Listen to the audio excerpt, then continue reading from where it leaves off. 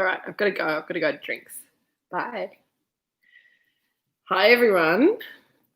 Lovely to see you all. Got a few early people waiting for me to get started. So let's get started. I'm being a mean daughter tonight. Richard's in the glass room over there, washing glasses, and he was listening to his radio program, and I had to run over and say, Dad, I can hear the radio. Can you maybe turn it down a bit? And if he turns it down, he won't be able to hear it. So you'll hear a little bit of clinking over there. Jill's feeding the dog. She's just come back from the supermarket. It's all very good. And hello, Craig and Jeff, Early, Alison and Robin, Deb and Andrew. Lovely to see you guys. Cutty and John, great to see you. Karen and David, lovely to see you. Oh, thank goodness, Rod. I'm glad you got the Pinot Noir out of the fridge. If it's a bit too cold, that's okay. But on a hot day like today, it's 31 degrees here still at Moorooduc at 6 o'clock, which we haven't had for ages and ages. Hi, Angela, how you going? And Daryl and Sue, how you going? And I'm drinking cold fizzy water because it's so hot. Mum's moved the flowers today so that you can see them better, so I don't stick my head in front of them for the whole session. Hello, Sarah. All the tricks. Hello, Bones.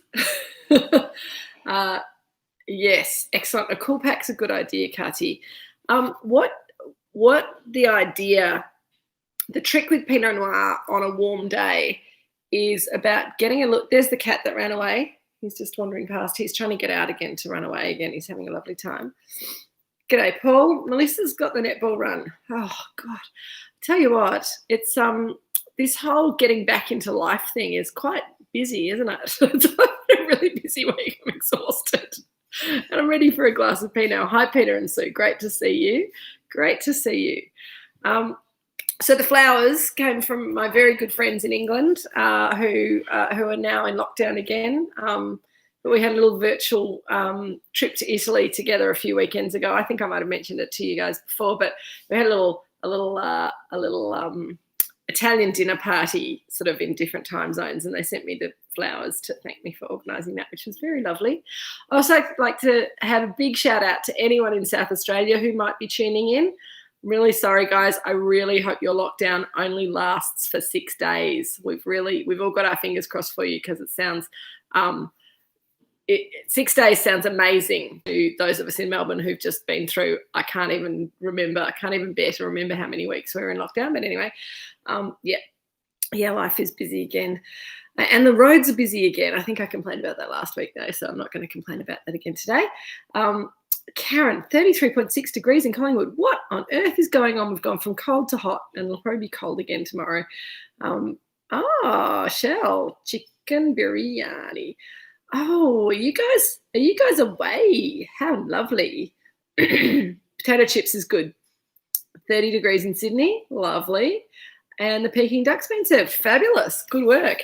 So anyone who got a delivery this week and met the new delivery person, that's my lovely brother Peter, who hopefully Peter and Nina will be on the chat as well tonight. Hello, Peter and Nina, if you're there. Thank you for doing your deliveries. Pete has come on board as our extra delivery person because, as we say, life's getting busy again. And I have been getting phone calls from restaurants down here on the Mornington Peninsula wanting me to go and show them our new releases and sell them some wine, which is always good. And so, yeah, we're all kind of running around like crazy headless chooks again. So let's have a glass of wine. So 2015 Moorooduc Estate Pinot Noir. And my little email about maybe chilling it down a little bit came as a direct response to a message that, hi Nina, hi Pete. I got a little email from Angela today saying, can you talk to us about how to make drinking Pinot Noir an enjoyable process on a hot day? And I thought it was a very, very reasonable request because Pinot Noir on a hot day when it's too hot is awful. It tastes very soupy. You lose all the perfumes. They all kind of disappear off into the ether as they sort of just kind of waft away, and it's not refreshing, and it's not delicious, and it's really disappointing when you've got a beautiful bottle of Pinot and it's too hot to enjoy it. Hi Sam, Samantha Cross, very good to see you. Margaret, lovely to see you too. So one of the things Angela asked me in her message was, can you, hi Kay, hi everyone. Oh, Michael, excellent, in the fridge for an hour and perfect. Yes, all red does come from ice bucket outside in Darwin. I think this is the point that I wanted to got chilled red with summer grilled veg and lamb and some pesto spaghetti. Yum. See, that's perfect. Lovely summery flavours. Works really well. Yeah, Nina, chilled Merlot in Switzerland. If it's hot outside and the air temperature is warm where you are, having your wine chilled down, even if it seems a bit weird for red wine, having it chilled down gets it to the right temperature or a little bit below. And if it's hot, then it's going to warm up really quickly anyway. And once wine is warmer than it should be, the only thing you can do to cool it down is chuck an ice block in it, which kind of dilutes it, is not really ideal. I have been known to do it in desperate situations, but it really doesn't respect the wine in the way that it should. And yeah, putting it in the fridge or having an ice bucket. I think if you've got an ice bucket and you've got ready access to ice, or you're prepared to make lots of ice, then having an ice bucket with half ice, half water in it, and then you can just dip the bottle in and out of the ice bucket as it gets too warm, as it gets too cold. Cold Coca-Cola also, it does, Michael, yes. And that's been known to be done, not in my household, but I know that's a very popular thing to do in parts of Asia with wine.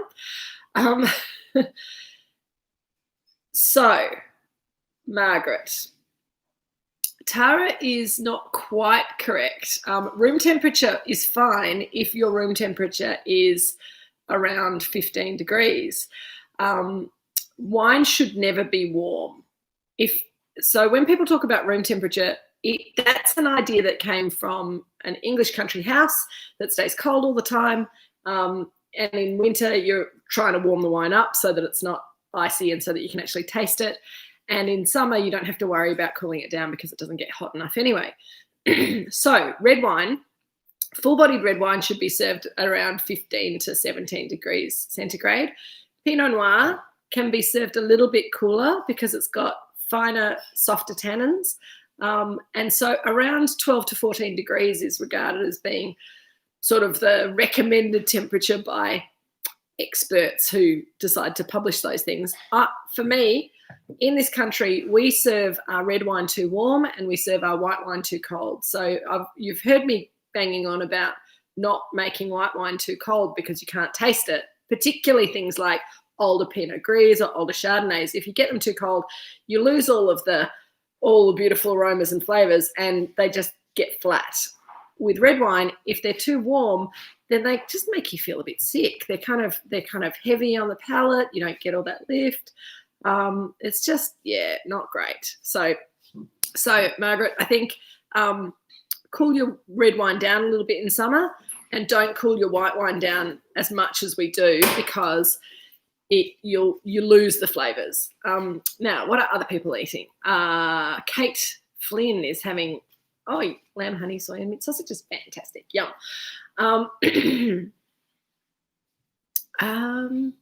Yeah. So if your Pinot's feeling a little bit warm, then hopefully you haven't poured a big glass. You can run off and pop the rest of the bottle in the fridge for a little while. Yum, lasagna. How delicious. In the smoker. Oh, Renee, that sounds fancy. Lamb backstrappings. Yep, great, Kay. That sounds yummy. So all of those flavours are great. If you've got, again, on a hot day, the last thing you want to be doing is slaving away in a hot kitchen. Mushroom tarts. Beautiful, Craig. Sounds delicious.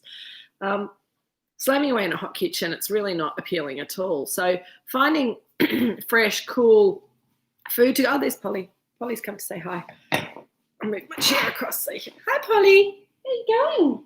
Yeah, good girl. She's had her dinner. She's feeling very happy. She needs a haircut and a bath. And very exciting, the dogs found an echidna down by the dam today. The dogs are no match for an echidna. They're not great hunters at the best of times. And the echidna just stuck his head in the ground and prickled them. But he was gorgeous. And once we got the dogs to kind of leave him alone, he was just eating ants and doing all gorgeous things. I do love a good echidna. They're very cool animals, and they're blind as anything. So once you're kind of a little bit away from them, they just get on with what they're doing. Like, oh, those weird creatures must have disappeared. Anyway, no prickles from the echidna, were there, Paul? You managed to behave yourself. Very good girl. Summer food, spaghetti. Yum, Paul. What are you having in your spaghetti? Just plain spaghetti? Or something on it? Anyway, whatever you're having, I'm sure it'll be delicious. Let's have a little sniff of the wine and I'll talk about just meat. Nice. Yum. Sounds good, Paul. Sounds simple, sounds good, sounds delicious. Karen, Jack's English age cheddar, good work. If you're onto a good thing, if it works for you, why change, you know? Just keep it simple. I'm not having anything, I'm just having wine and fizzy water. This wine, I'm going to come back to food again in a minute. I know I'm jumping all over the place. I'm very excited. It's probably the hot weather and the echidna that's got me in this state. But this wine, when we first released it, it was a very popular wine for us as a young wine. And 3 years on, it's just so delicious. Michael, I love the nose too. There is a little bit of oak, but I think that some of the stuff that you're describing, because it's not terribly oaky, this wine. And some of the aromas that I think that maybe you're describing as oak are maybe a fruit-derived character that we get from this vineyard. It's a sort of a cedary, spicy character, which is, wow, Rob, that sounds amazing. Alison, actually, seeing as how you prepared it. Fragrant Syrian chicken. Yum. You're just trying to make me hungry, aren't you? Make me jealous. For me, this nose smells a little bit like sandalwood, a little bit like, yes, Kate, absolutely, sandalwood. There we go. We just did that at the same time. Amazing. And yes, as it warms up a little, the aroma gets bigger. So that's one of the things about getting a little bit too cold on a hot day.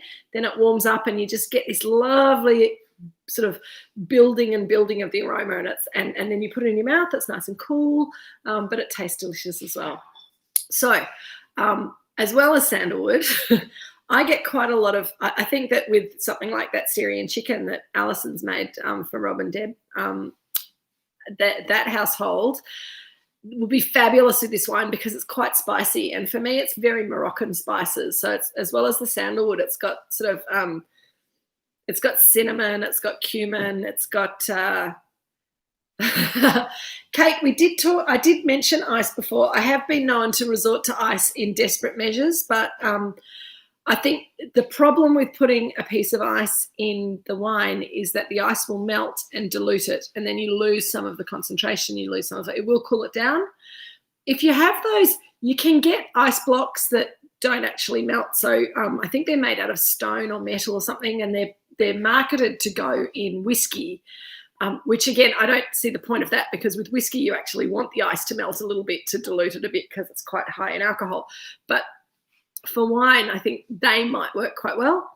But better to stick the rest of the wine in the fridge if it's feeling a bit warm still. Run over and pop it in the fridge. And if you're wanting to cool it down a little bit more, if you get a tea towel and wet the tea towel really well and then squeeze it out and then wrap it around the wine bottle and then stick it in the freezer for like not too long. You don't want it to be in the freezer for too long. You don't want to forget about it, because if you put a bottle in the freezer and you forget about it, the bottle usually explodes because the pressure builds up as it expands, as it freezes. So, but that's a good trick for quick chill methods. Wet tea towel around the bottle in the freezer for not more than 5 minutes. Samantha, cauliflower aromas. Maybe there's some little vegetal notes. I don't quite get cauliflower, but often when I cook cauliflower, I will roast it with cumin and coriander and those sort of spices. And I do get that kind of slightly roasted cumin and there is a vegetal little character in there. So yeah, it could be cauliflower. I was talking to someone the other day. We had a discussion about picking up weird smells, and I just wanted to reassure you guys that if I say something smells like something and it doesn't, you can't see that smell, you can't smell that smell. To be more precise with my language, it doesn't mean that you're wrong and I'm right. It's just we're experiencing the same wine in different ways because we all have our own equipment, and everyone's equipment works slightly differently. So, you know, if I can't smell cauliflower aromas, doesn't mean that you can't smell it. Doesn't mean that you can't smell it, Samantha. So I think that's absolutely fair. And I always get a savouriness and a vegetal kind of note in our in our Pinots. Underneath the fruit and the spice and the herbs, there's something else that's a little bit more savoury.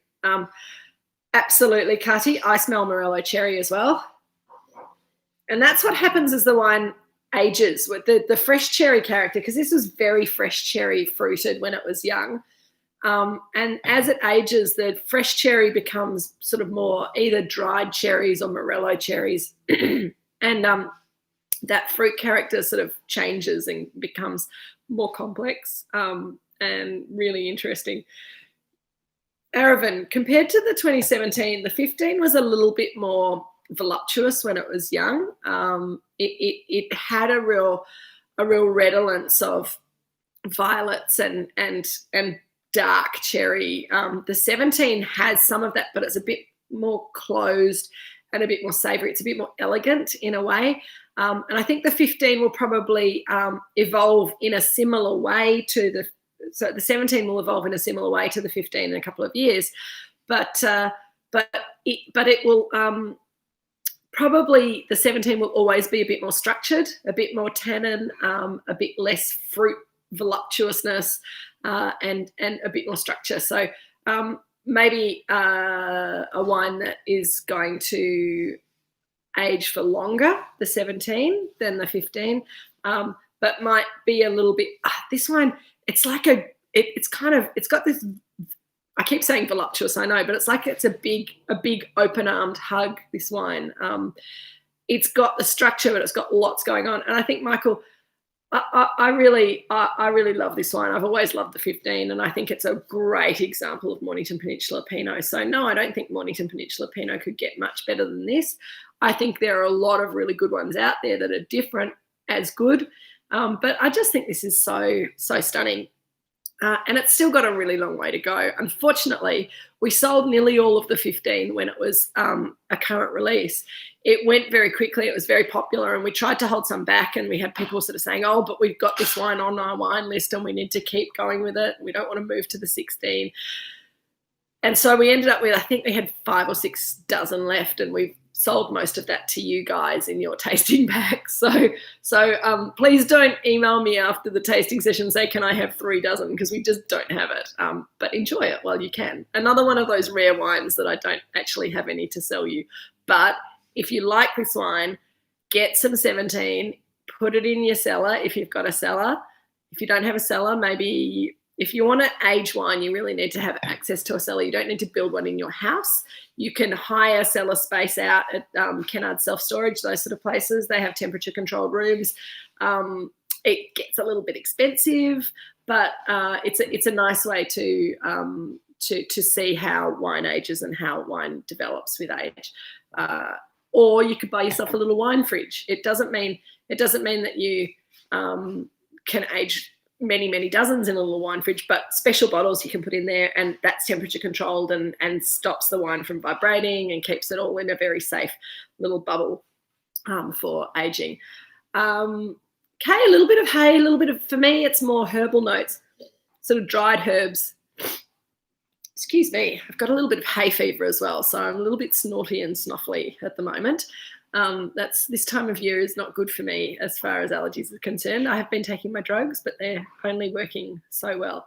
And Nina, yes, a little bit of rose, a little bit of dried herbs, dried grass, a little bit of rose, but it's almost like going into those potpourri kind of aromas of dried rose petals, a little bit of violet in there as well, but that's kind of fading out into the background. It's a really complex wine, and the nose keeps changing and evolving. Hi, Kate. Sarah and Adrian all together. That's lovely. Good to see you guys. I haven't put it in my mouth yet. Does it taste all right? I'm going to have a little sip.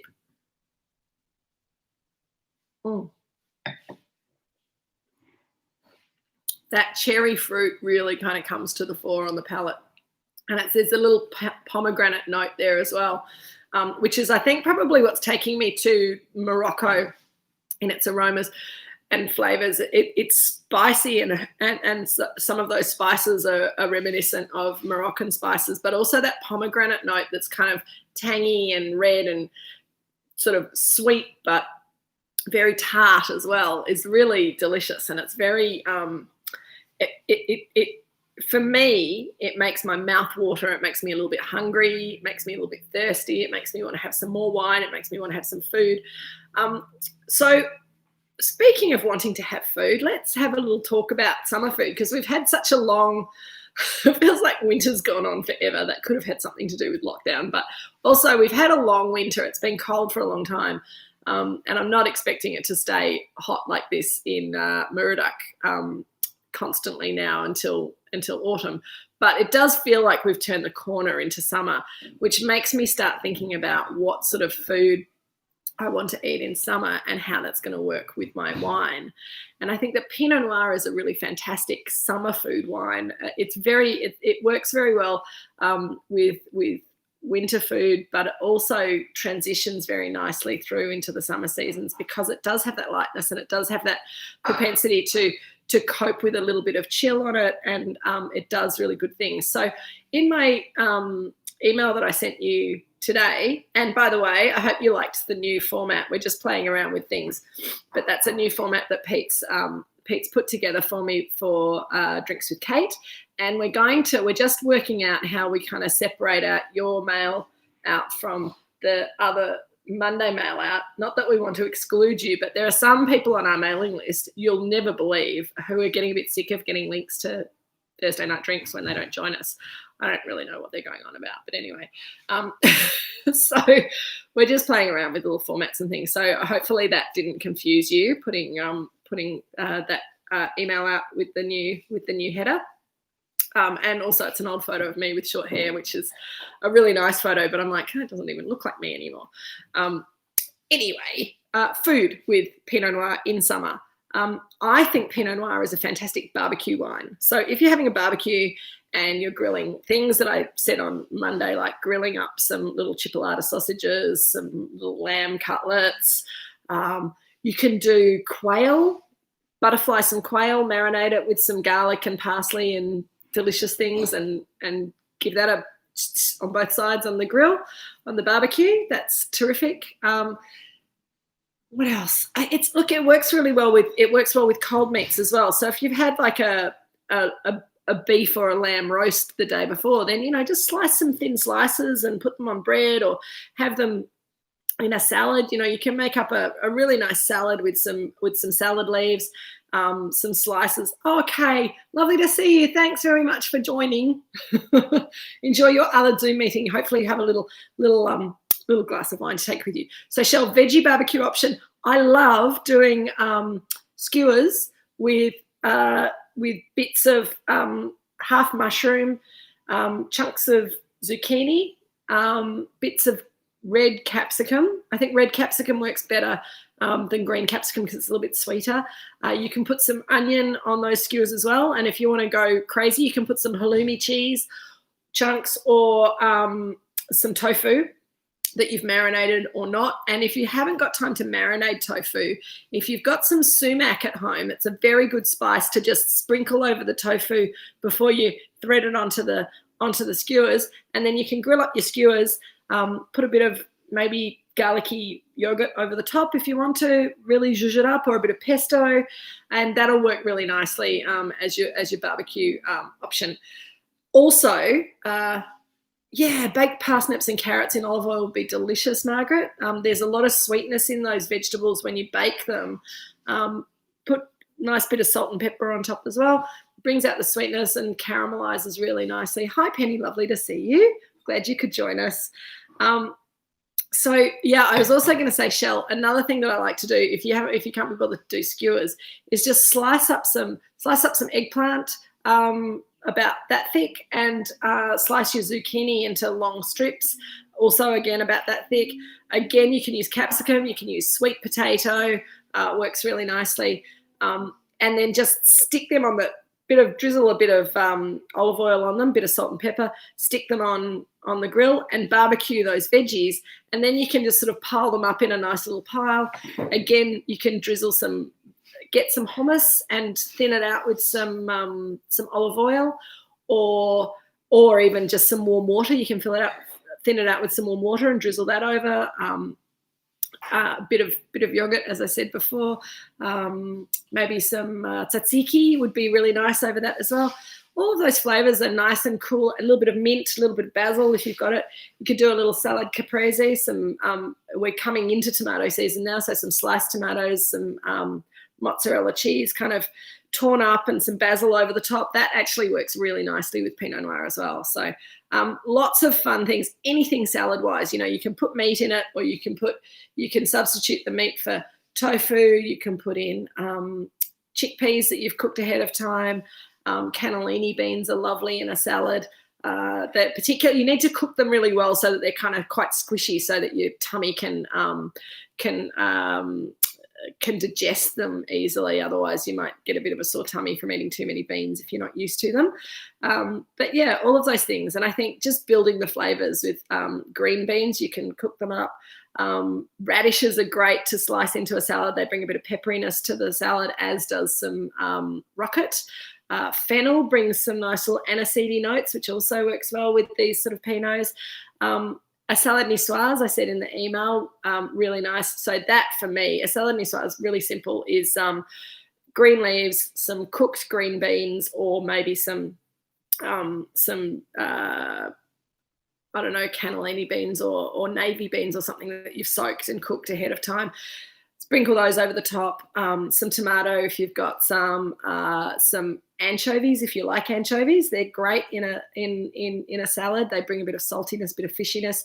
A can of tuna if you're going for the can, or you can get fresh tuna or fresh salmon and grill it on the barbecue and then kind of break it up over the salad. Bit of lemon juice, bit of olive oil, bit of salt and pepper. Toss it all together. Delicious. And also you can put some black olives in. Black olives sort of fight a little bit with Pinot Noir, but just a few in a salad work well. And a salad niçoise also should have some hard-boiled egg in them as well. So, Craig, I don't know where you can get a duck sausage. I would have thought you could get a decent duck sausage from the supermarket these days, but no, I don't know. I will keep an eye out and I'll report back, because I think a duck sausage would be very nice. What you could do is get the the lover duck breasts that you can buy at the supermarket, and they've been marinated in a sort of a Peking duck kind of a marinade sauce, something like that. And you can cook that and then let it cool down, and then slice it up, and then just have kind of cool or cold duck breast. Richard's just sauntering over looking for a little bit of wine in his glass. I think I can probably help him out with that. There you go, Dad. Enjoy. I haven't had this for a long time. No, it's delicious. And Bridie Dawson, Dad, wants to know what the optimal drinking time for this 2015 is. And now I think it's drinking beautifully right now, but it's going to age very well if you've got a good cellar. It's going to age very well for another 5, 8, 10 years. It just depends what you want to see in the wine, doesn't it? Yes, I think... Come around here and talk to them. Come on. We'll pretend that we're being socially distant. It's a very subjective thing that I think as winemakers we tend to get used to tasting anyway, very young wines, and that's what we tend to go for. But that doesn't mean to say that that's the best age to be drinking them. I personally find that once the primary fruits are sort of fading away, I prefer to have something fresher. Yeah. But it's all subjective. Some people love the wines that have secondary or tertiary characters in them.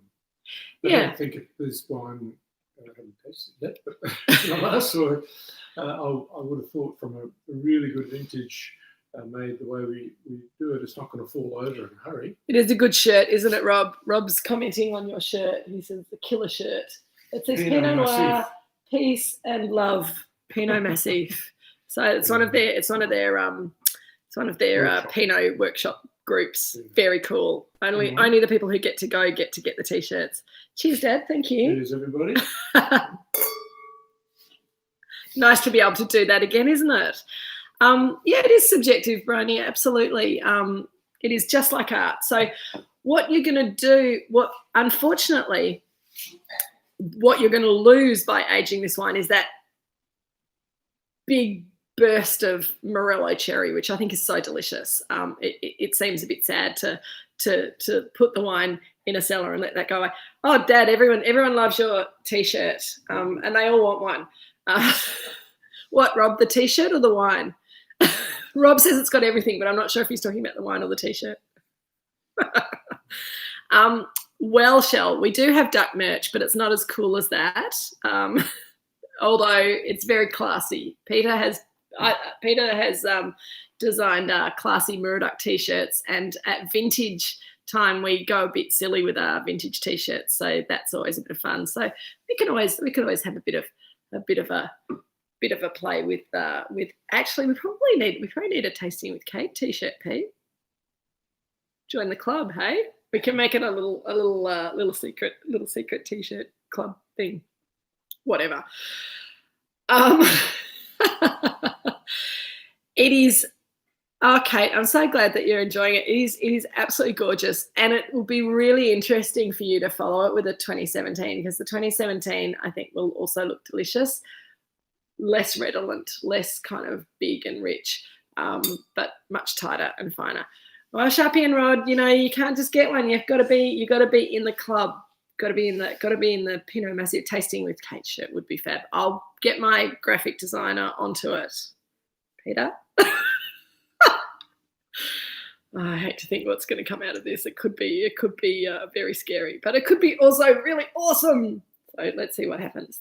So there's lots of, and yes, Craig, it is so much better at 15 degrees. So if you didn't chill the wine down before we started, get into the habit of, on a hot day like today, just popping it in the fridge. Or if you've got an air-conditioned room that you keep it in, ours has come straight out of the cellar. So it hasn't gone in the fridge. It's come straight out of the cellar, which is about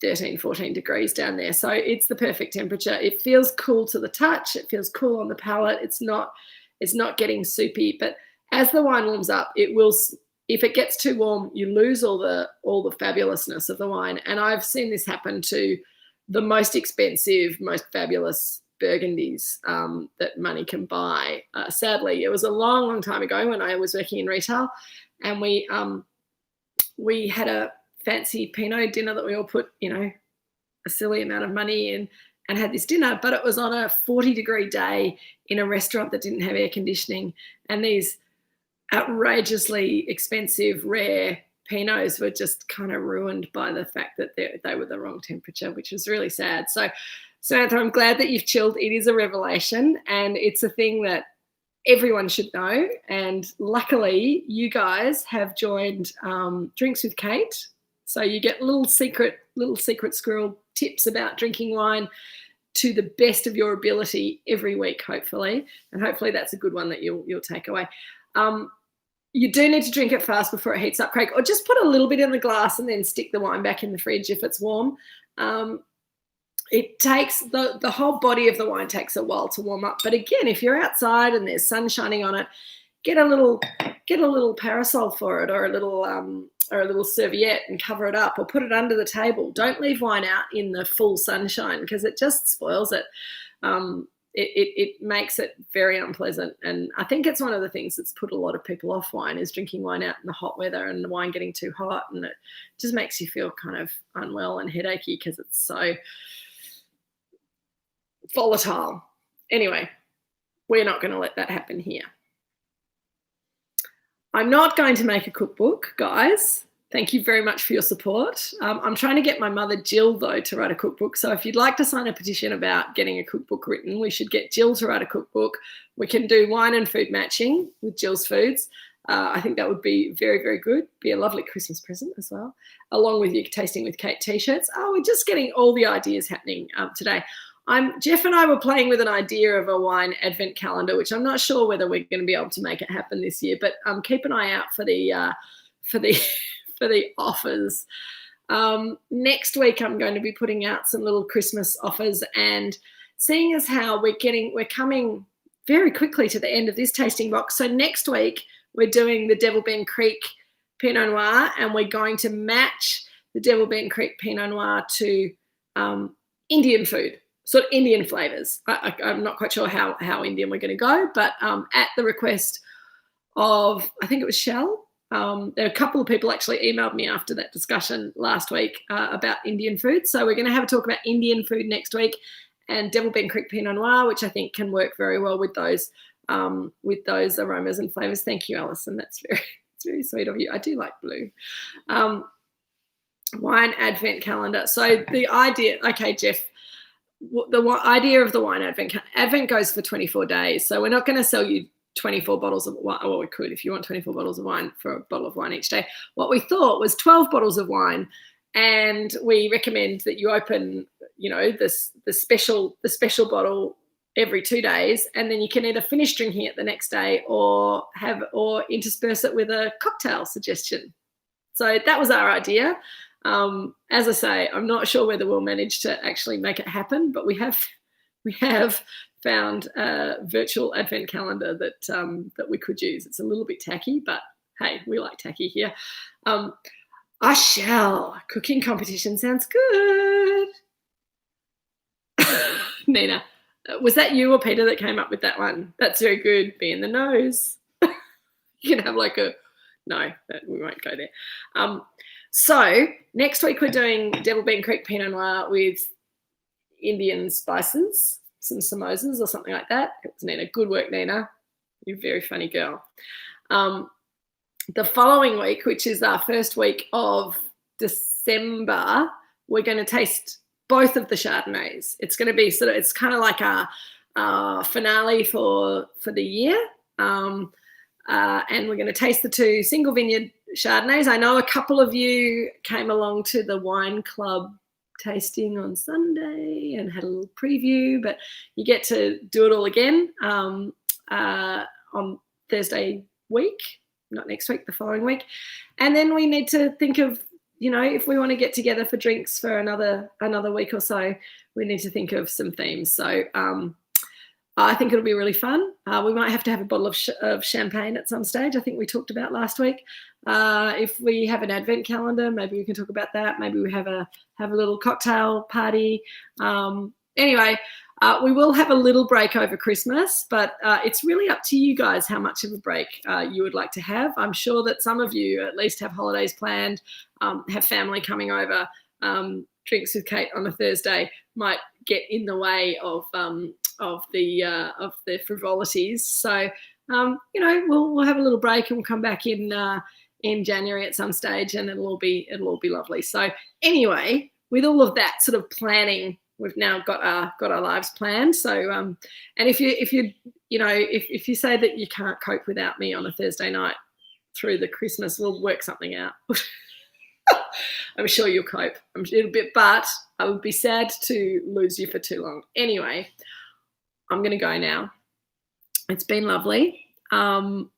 Enjoy your Pinot, your slightly chilled Pinot. Yes, Craig, a Shardy off will be awesome.